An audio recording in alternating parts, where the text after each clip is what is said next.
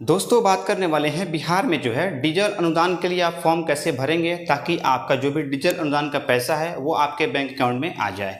Complete जानकारी आपको step by step एक लाइव फॉर्म फिल करके इस वीडियो में दिखाने वाला हूं। इसके अलावा यदि आप बटेदार किसान हैं या फिर खुद की ज़मीन पर आप कृषि करते हैं तो दोनों के लिए क्या प्रोसेस रहने वाला है सभी चीज़ मैं इस वीडियो में बताने वाला हूँ।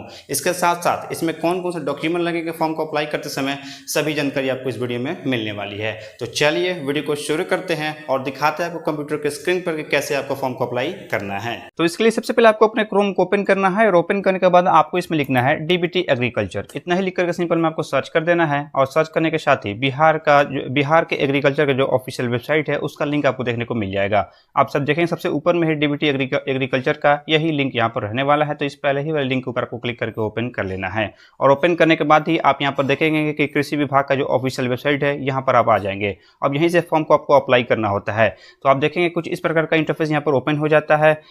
हालांकि इस वेबसाइट का लिंक मैंने वीडियो के डिस्क्रिप्शन बॉक्स में दे दिया है, वहां पर क्लिक करके आप आसानी से इस वेबसाइट पर आ सकते हैं। अब यहाँ आने के बाद आज आप देखेंगे यहाँ पर बहुत तरह का ऑप्शन देखने को मिल जाता है। बिहार डीजल अनुदान के लिए अप्लाई करने के लिए आप यहाँ पर देखेंगे ऑनलाइन सेवा, इसके ऊपर आपको क्लिक करना है और क्लिक करने के साथ ही आप देखेंगे कि बहुत तरह का ऑप्शन आपको देखने को मिल जाता है। इसमें आप देखेंगे कि डीजल सब्सिडी 2024 इसके ऊपर आपको क्लिक कर देना है और क्लिक करने के साथ ही आप चले जाएंगे अगले स्टेप में।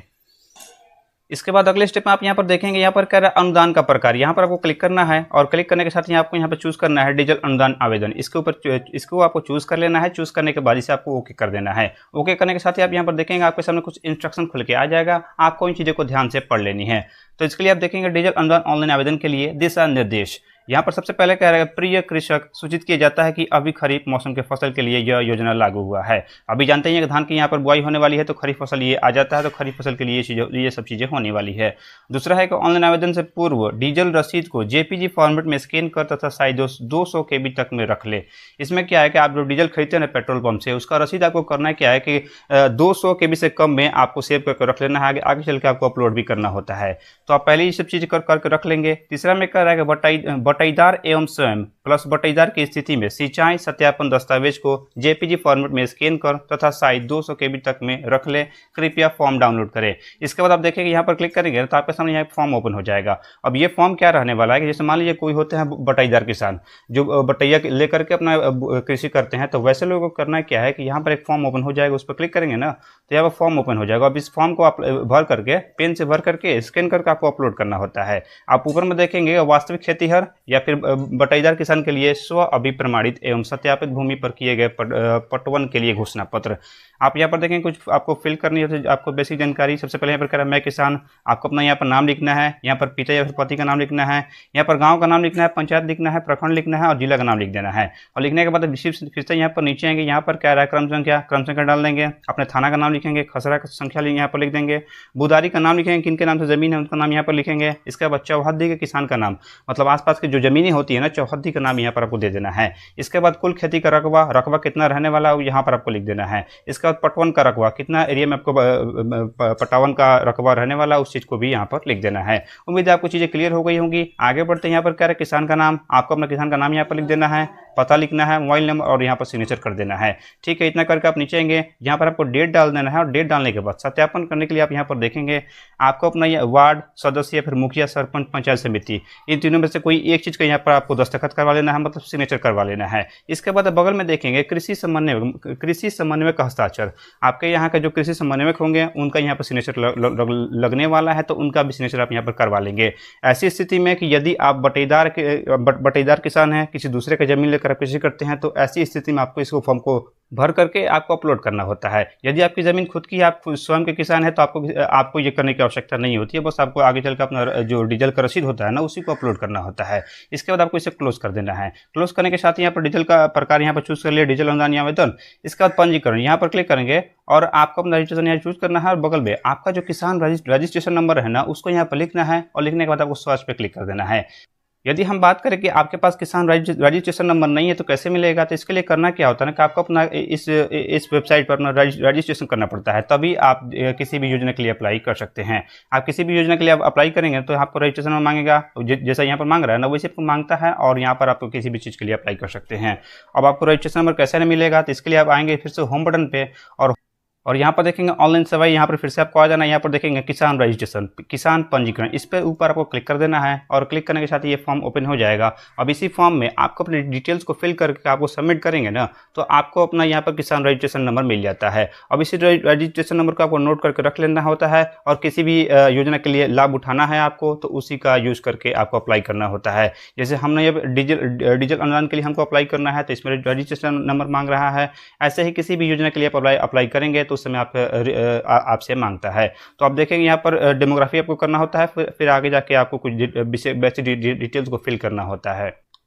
तो ये तो हमने जान लिया कि कैसे आपको मिलता है अपना रजिस्ट्रेशन नंबर। इसके बाद हम चलते हैं अप्लाई करने वाले प्रोसेस के बारे में। तो यहाँ पर आपको अपना पंजीकरण संख्या यहाँ पर लिखना है। लिखने के बाद सर्च के ऑप्शन पर क्लिक करना है।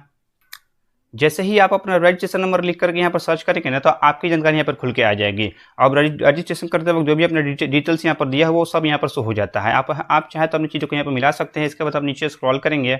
इसके बाद आप यहाँ पर देखेंगे, यहाँ पर कह रहा है कि वित्तीय वर्ष के फसल मौसम खरीफ 2024 से 25 में आपने आवेदन 0 बार किया है। आपने जितनी बार आवेदन किया होगा वो यहाँ पर देखने को मिल जा रहा है। तो मेरी इस स्थिति में भी 0 दिखा रहा है। इसके बाद आपको यहाँ पर मौसम चूज करना है, तो यहाँ क्लिक करेंगे। आप यहाँ पर खरीफ चूज कर लेंगे। इसके बाद आपको यहाँ पर फसल का नाम चूज करना है। यहाँ क्लिक करेंगे और जिस भी फसल का आपने बुआई किया होगा उसे यहाँ से चूज कर लेना है। चूज करने के बाद यहाँ पर आप देखेंगे सिंचाई की संख्या, आपको यहाँ से क्लिक करना है और सिंचाई की संख्या आपको यहाँ से 1 चूज कर लेना है। ठीक है।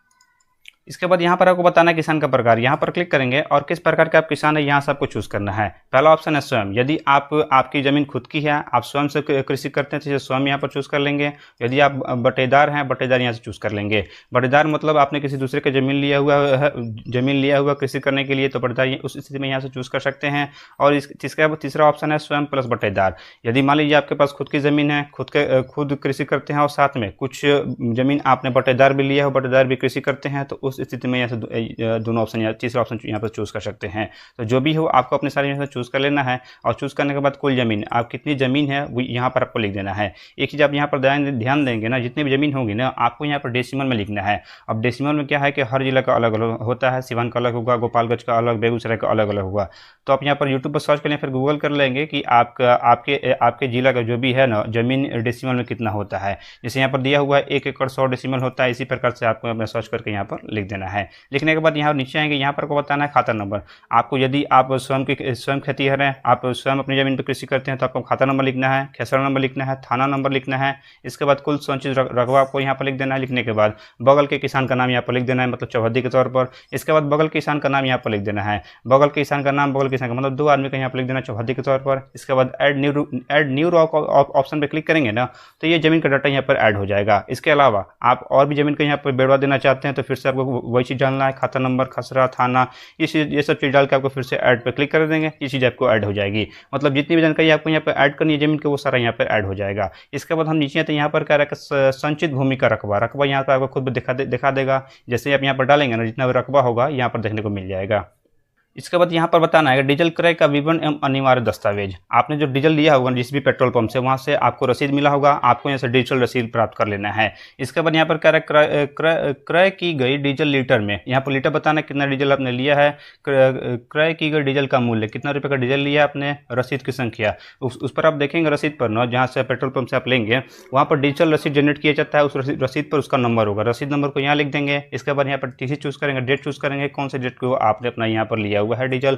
इसके बाद डेट यहाँ पर दिया हुआ 26 जुलाई से लेकर के 30 अक्टूबर ये रहने वाला है। इसके बाद यहाँ पर देखेंगे डीजल रसीद कंप्यूटराइज रसीद पंजीकरण संख्या के अंतिम का 10 अंक, रसीद पर किसान का हस्ताक्षर, अंगूठा का निशान के बिना रसीद मान्य नहीं होगा।